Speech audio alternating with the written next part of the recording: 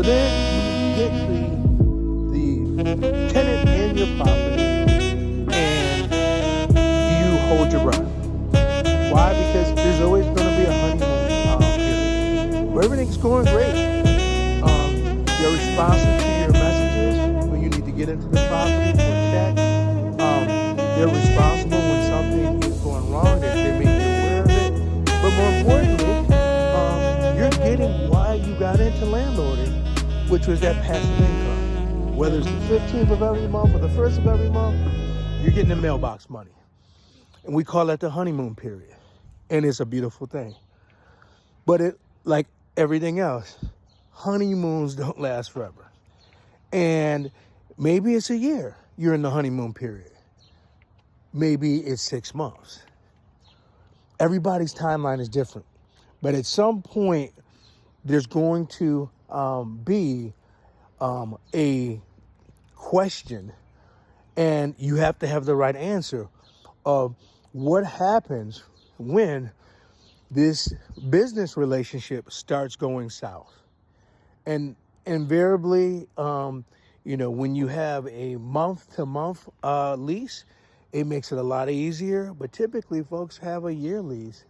And during that period of time, if things are not going in the direction that you want them to go, you're going to be put in a situation where, you may be out a month or more of rent, and the relationship is no longer working.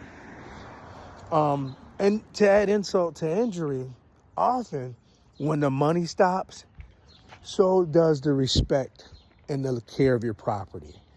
And that is the biggest rub in the landlord business, when people just are not at all responsible with the care of your property. Not uncommon, guys, to get a property back from a tenant and to find yourself reinvesting a good share of those earnings that you got from the previous year. So it's not a good place to be in. So understanding the psychology of landlording is super important in finding motivated landlords. So what is a motivated landlord? A motivated landlord, friends, are folks that, on the pretty side of it would be just joining, one of the online community that aggregates data, and Zillow is one. Realtors.com is another. There's a ton of online places, and just putting in your zip code, your area code, looking for places that seem to be taking a long time to rent. A long time to rent, in my mind, is anything greater than 45 days is a little long, given the fact that it is really a bit of a challenge for, especially in the aftermath of the pandemic. Landlords can really pick and choose who they want in their places. Now, the truth of the matter is, it's got to be the right place.